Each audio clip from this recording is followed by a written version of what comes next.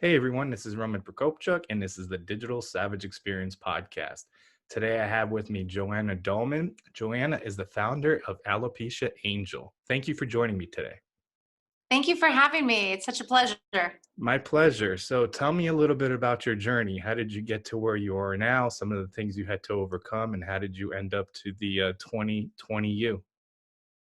So, when health sets an alarm and gives you some sort of alarm, a lot of times we like to take a step back and revisit as to what's going on. And a lot of times, your career, your life pivots and changes direction. Mine changed dramatically back when I was diagnosed with alopecia.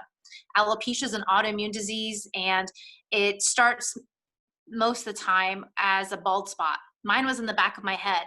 And as I was speaking to a client earlier today, a lot of times it's your hairstylist who's diagnosing you, not the doctor, because no one's really going through your hair unless it's your hairdresser.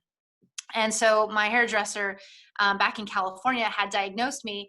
And as I'm in the chair and he's working on it, I started Googling, started trying to see what alopecia was. I had never heard of it before.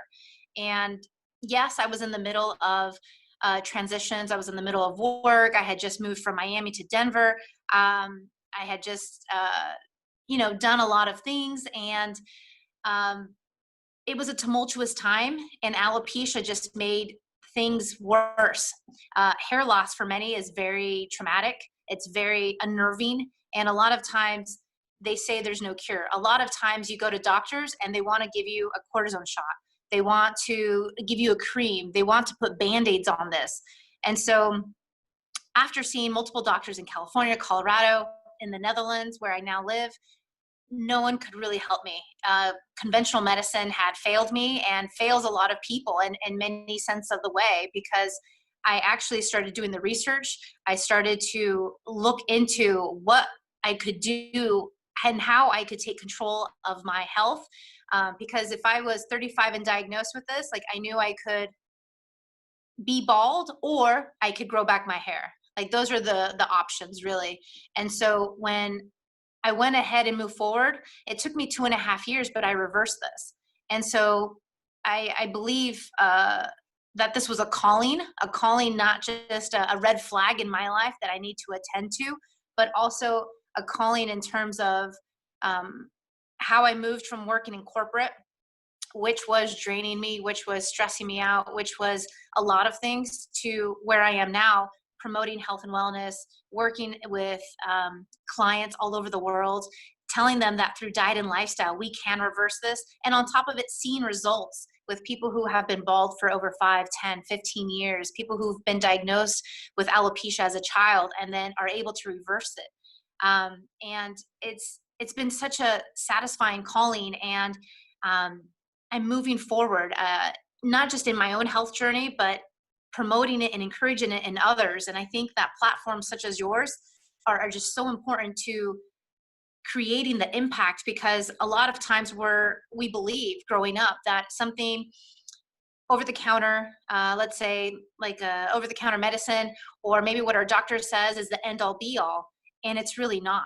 You really have more control over your health. You really have more control over what your life looks like.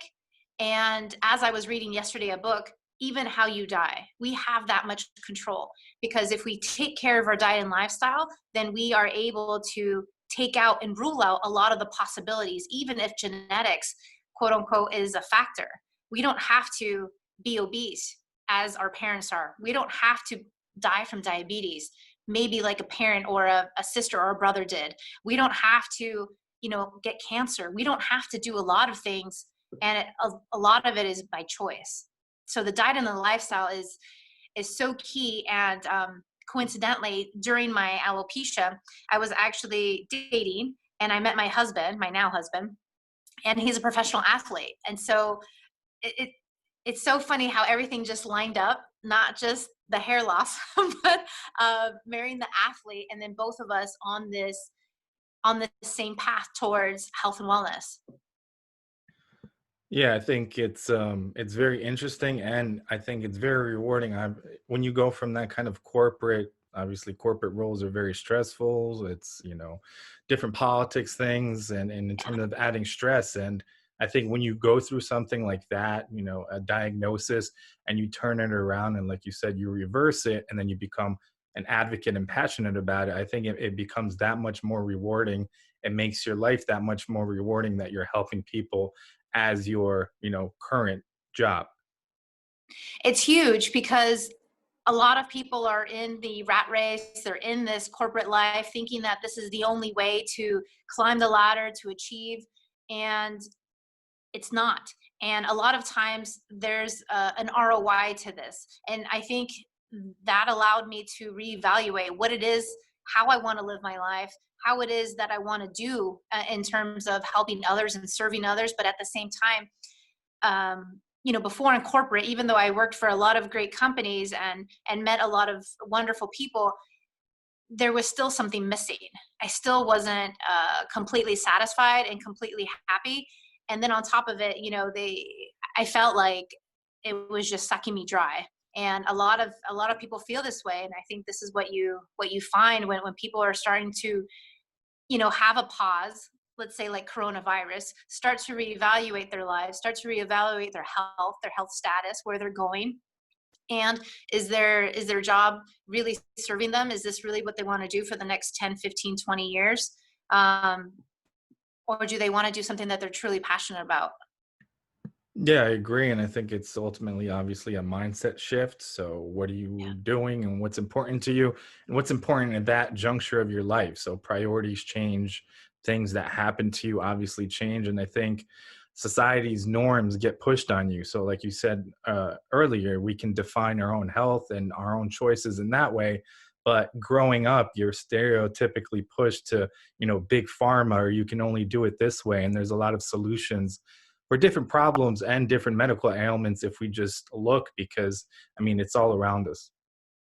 It's true. It's true. It's no surprise. And it's almost a oxymoron that we spend so much in healthcare, in health insurance, in medicine, and research, and yet the US is the number one country with the highest rates of cancer, diabetes, autoimmune disease, and heart disease. And instead of doing better in our healthcare for the people, we're actually going worse. And I think we're like at number 32 or 35 down the list of the world's best healthcare in the world. And it's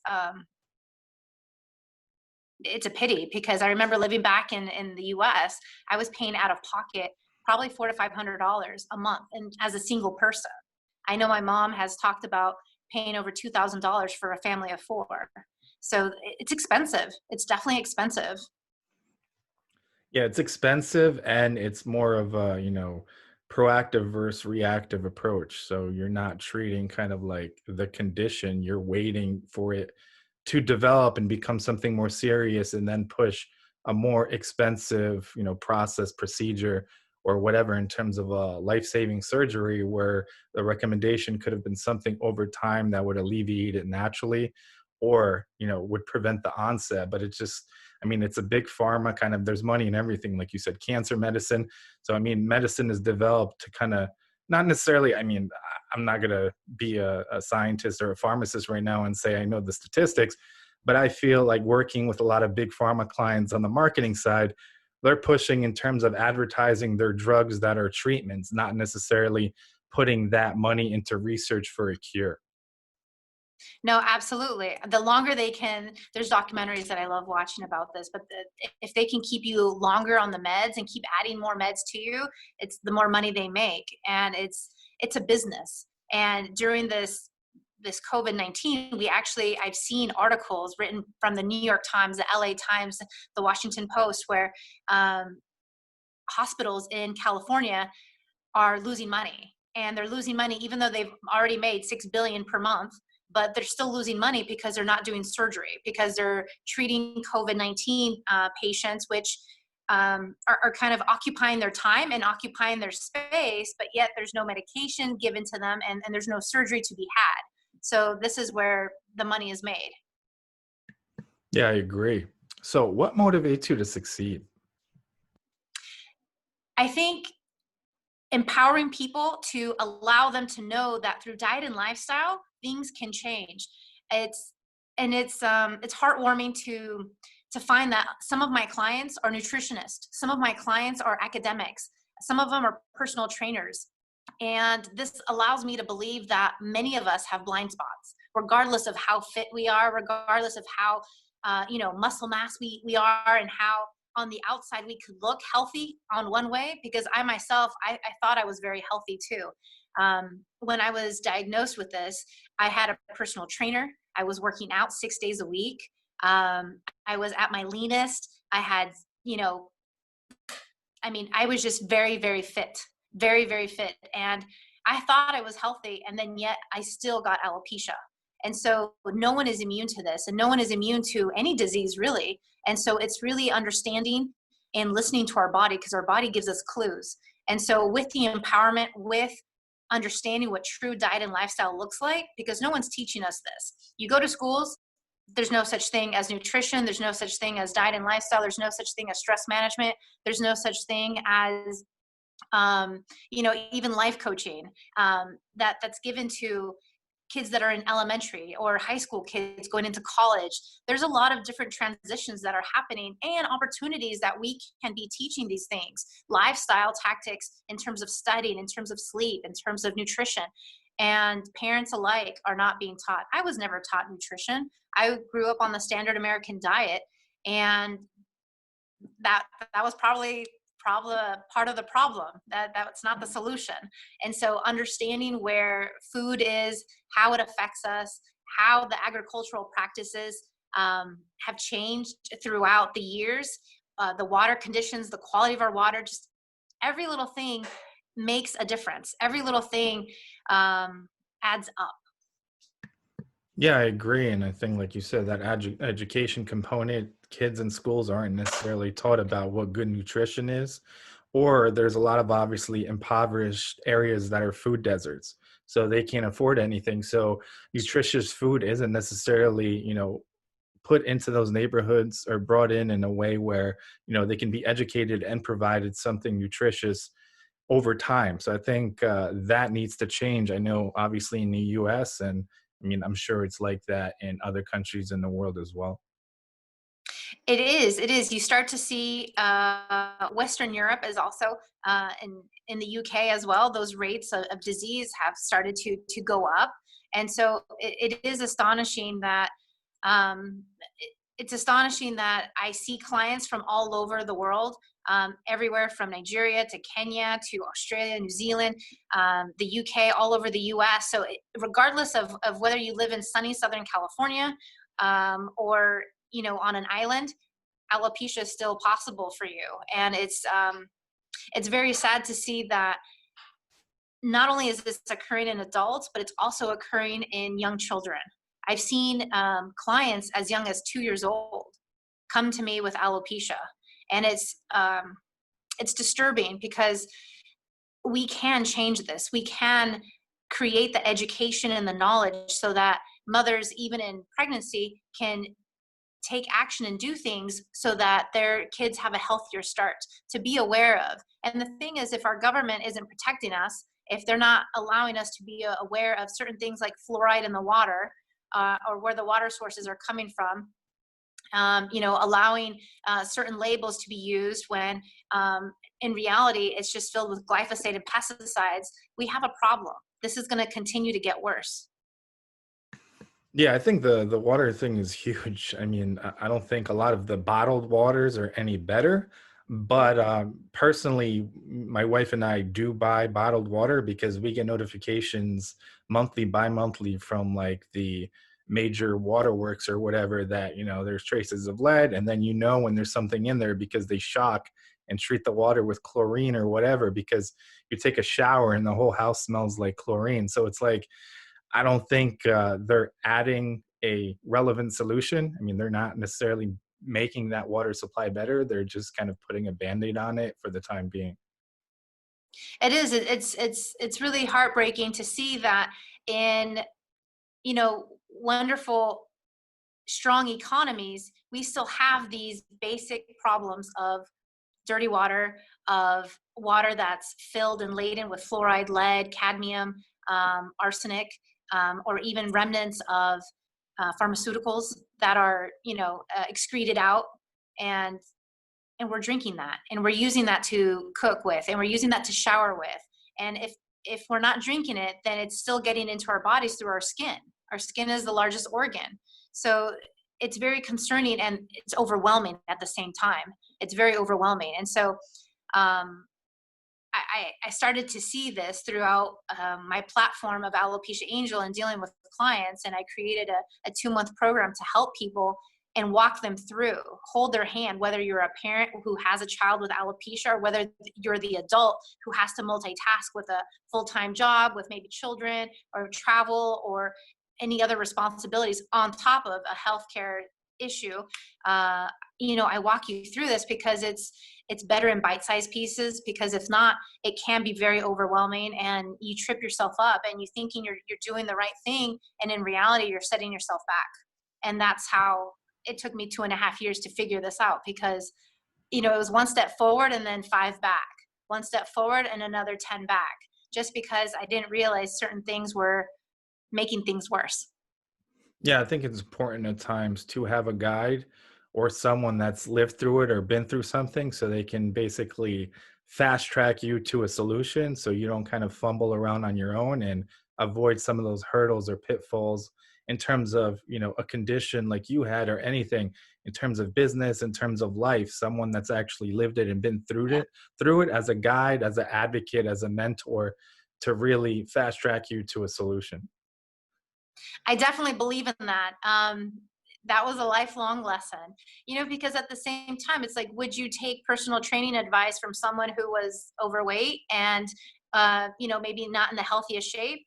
Would you want to take advice from, a doctor who's never been there and never understood alopecia, maybe understands it via textbook, but hasn't lived it, doesn't really understand what physically, is going on inside of you? Because it's much more than just hair loss. You feel the fatigue, you feel the brain fog, there's dry skin, there's dry eyes, there's digestive issues, there's a whole host of other issues, depression, anxiety, that are tagged along with alopecia. And a lot of times people misunderstand it or don't really understand, or think that something's completely wrong with them. But then when you start to see the full circle of how this autoimmune disease works, then you're like, oh, okay. So once I heal this, and everything else kind of subsides and goes away. Yeah, I agree. So, what's one thing you may have seen as a weakness in yourself in the past that you've turned around and utilized as a strength today? Well, impatience. I'm very impatient. I like answers now. I like answers yesterday, right? That's the corporate side of wanting to get things. But at the same time, you turn it around and you persevere. And I think perseverance, relentless perseverance, is what led me to results. My why was bigger than anything else. I didn't do this. I didn't start Alopecia Angel for others. I actually started it, with myself. I was the guinea pig. I was the one who went through all the trial and error, through the different protocols that I tried, writing everything down. And it was for my own hair, for my own health, that I wanted to get better. And I wanted a natural way. Yeah, I wanted a natural way, just because I didn't want to have any kidney damage, liver damage, or anything else go wrong because of medications. And being in a certain age, I didn't want anything to affect fertility. I didn't want anything to affect the possibility of having healthy children. Nowadays, things come to market, and then it's 10 years, 20 years later, they take it off because, oh, lo and behold, there's a bunch of women, or a bunch of people in general, who have seen adverse side effects. And it takes a long time to see those adverse side effects. And sometimes you're stuck with them for years. And notably, there have been, in the past, in the 70s and the 60s, there's been a lot of medications that have come to market. They've given to them to pregnant women, they've given to them to women in general. And then lo and behold, their children come out with certain health conditions or impairments.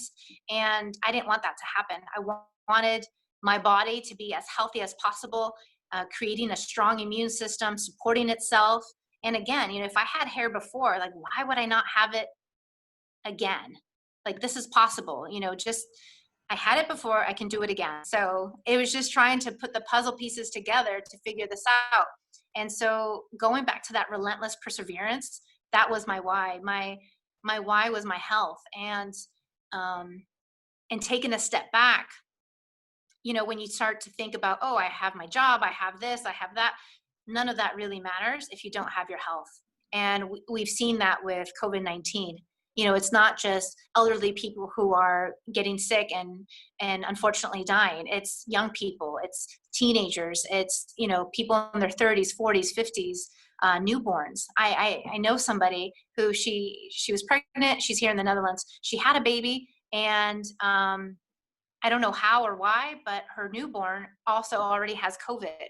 Like, this is unfortunate. This is, yeah, this is unfortunate. So we need to focus on health. And this is a wake up call, not just for, alopecia is not just for the person who's going through it, but it's for the whole family to support and to say, okay, what's something I'm doing wrong? How can I better my health? How can I improve?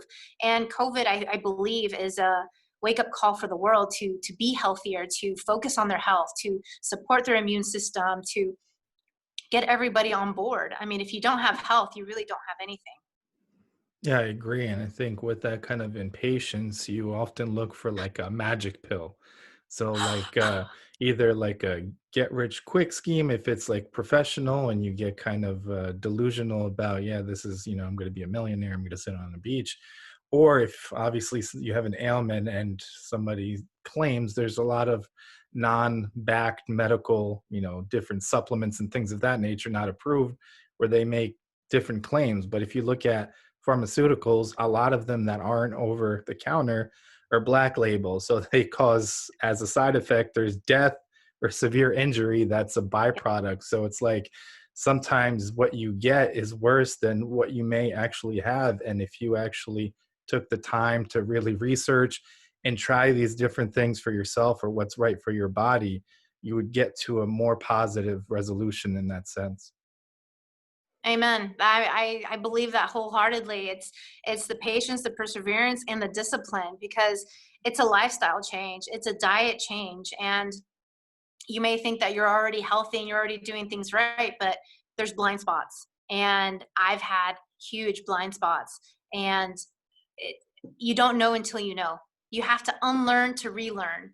And this is part of the education process that I'm so passionate about. And I speak professionally about this. I speak to entrepreneurs about stress management, because whether you're on the road and you travel, either pre or post COVID, and you're on the road, that also takes a toll on your body, on your health, when you're eating grab and go stuff from the airports and, exposing yourself to a lot of stress and just go, go, go, go. It was fun for a while, but it took a toll on me. Yeah, I agree. So, what's one piece of advice you can leave with the audience, personal or professional? I would say to be your own advocate, to advocate for yourself in terms of your health, in terms of your family's health, to seek a second, a third, a fourth opinion, to invest in yourself. Investing in your health is so important. Investing in your growth and your knowledge, in learning more, is so important. So even for me, like, alopecia is not the end of my health journey. And even during my program, towards the end, I tell people, this is not the end of your journey. Here are another 10 books that that have changed and rocked my world. And, I want you to read them. Here are other documentaries that I believe you should, follow up on. And it's much more than just alopecia. Now, at this time of my life, I'm looking at brain health. I'm looking at how to age beautifully and gracefully, how to, avoid dementia, how to avoid Parkinson's. A lot of this can be avoided with diet and lifestyle, and no one's telling us. No one's given us that clue. And it's because they don't make money off of diet and lifestyle. Doctors don't spend not enough time when they're going to school on diet and lifestyle. They go there to learn procedures, surgeries, and all these things that are very necessary in their due time. But if we can heal a lot of our ailments with diet and lifestyle, that should be our first option. And so no one's going to advocate more for you than yourself. And knowing yourself, knowing your body, how it's talking to you, and stepping back. Because even before I actually got the hair loss, there was signs. There was a lot of signs that I was having the digestive issues, the anxiety, like the knots in my stomach, almost like butterflies, but not butterflies, just like knots. And it was all high stress. It was a lot of high stress. Now, stress is not the only trigger. There are many triggers to alopecia or to any autoimmune disease, but at the same time, high stress was one of my big ones. And I think that if we taught more of these things, and it starts in the home, right? My health journey started later on in life. I don't think I started my health journey until I was maybe 25, 26 with my first Pilates class. But it takes time, and it shouldn't take time. This should be basic learning, basic skills for life, because our modern life is very different than the way it was 50 years ago. And so we need to adapt. And that includes the curriculum that we're teaching. We need to teach stress. We need to teach perseverance, patience, discipline. We need to teach nutrition. We need to teach lifestyle. Like, how do you expect to excel in life or in any of your goals if we don't have the right foundation set up for you? Yeah, I think it's important to advocate for yourself and those around you. I mean, my wife and I, in terms of our foster kids, because the people in the system don't necessarily treat them like they're their children, they're, case numbers, and they just want to move the case along. So oftentimes we have to fight kind of the system to get kids services that they really need, like therapy and things of that nature. And people like doctors, different other professionals don't necessarily have a vested interest in your health. They're giving you advice, but it's not necessarily the right advice or the advice to your situation. A lot of the time it's very general and trying things, kind of throwing things at the wall.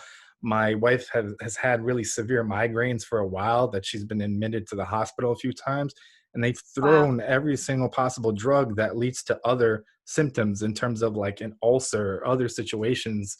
And I mean, I don't think that's kind of the right approach. So like you said, I think advocating for Right. yourself and others, and then educating yourself and having that kind of backing in terms of the knowledge, so people can just tell you something and then you're kind of obliged to believe it. Yeah, I've always been a firm believer in research, and that's what's allowed me to get this far, but taking action is needed. I hear it from people all the time where they do the research, but then they lack on the action. And so taking the action is needed, because you can know that exercise is good for you, that yoga is good for you, that, being in nature is good for you. But if you don't do it, it's the same thing. Yeah, I agree. So I really appreciate you stopping by today. Can you let the audience know how they can find you? Yes, alopeciaangel.com. Also on Instagram and Facebook, you can find me at Alopecia Angel.